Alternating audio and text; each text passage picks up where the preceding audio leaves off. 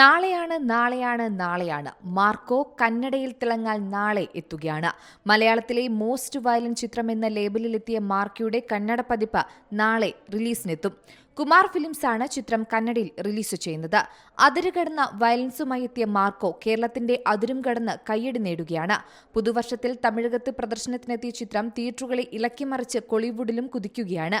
ഉണ്ണി മുകുന്ദൻ എന്ന നടന്റെ മാറ്റമാണ് മാർക്കോയിലൂടെ പ്രേക്ഷകർ കണ്ടത്. ക്യൂബ്സ് എന്റർടൈൻമെന്റ്സിന്റെ ബാനറിൽ ഷെരീഫ് മുഹമ്മദ് നിർമ്മിച്ച അനീഫ് ഫത്തേനി സംവിധാനം ചെയ്ത ചിത്രം ആഗോള കളക്ഷനിൽ 150 കോടിക്കടുത്ത് സ്വന്തമാക്കി. ഇപ്പോഴും ലോകമൊട്ടാകെ 450 സ്ക്രീനുകളിൽ സിനിമയുടെ പ്രദർശനം തുടരുകയാണ്.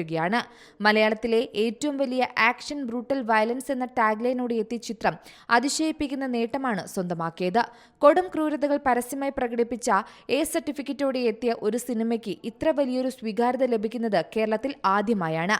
ഹിന്ദി, തെലുങ്ക്, തമിഴ് ഭാഷകളിലെല്ലാം നേട്ടം കൊയ്ത മാർക്കോ ഏപ്രിലിൽ കൊറിയയിലും പ്രദർശനത്തിന് എത്തുകയാണ്.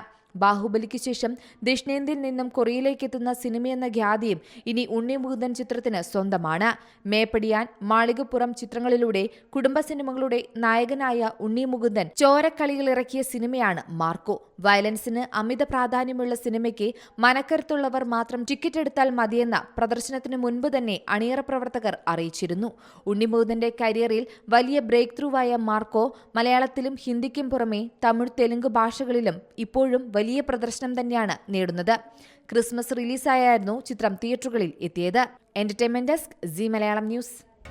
പുതിയ വാർത്തകളും വിശേഷങ്ങളും ഇനി വിരൽ തുമ്പിൽ. എല്ലാ ഡിജിറ്റൽ പ്ലാറ്റ്ഫോമുകളിലും ഇപ്പോൾ സി മലയാളം ന്യൂസ് ലഭ്യം.